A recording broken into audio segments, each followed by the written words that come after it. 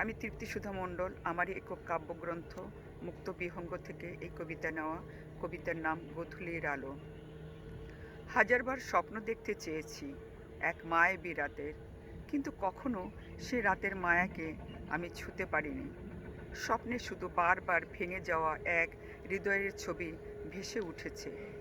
আমি অবাক, আমি বিস্ময়। কেন এমন স্বপ্ন? তবে কি ভাঙা হৃদয়ে মায়ায় মাখা ভালো লাগার স্বপ্ন দেখা যায় না? আমি যেন পথ হারা কোনো পথিক, বসে আছি শত লহমান ঢেউ খেলে যাওয়া কোনো এক পাথরের বুকে, যেখানে ঢেউ এসে ভিজিয়ে দিয়ে যাচ্ছে পাথরের বুক, পাথর নির্বিকার। আমার বুকের মাঝে কত কত কাহিনীর সমারোহ, তবুও আমি কোনোটাকে ধরতে পারছি না। ঢেউয়ের মতন ভেসে আসছে আমার হৃদয়ে, আবার স্রোতের মতন মিলিয়ে যাচ্ছে গভীর চেতনায়। আমি যেন বোবা দৃষ্টিতে তাকিয়ে আছি আগামী দিনের দিকে। কিছু দেখতে পারছি না, কেবল এক শূন্যতা, হৃদয়ে বড় ব্যথা, বড় ব্যথা। দূর হতে ভেসে আসছে এক সতর্ক বার্তা, আর সময় নেই।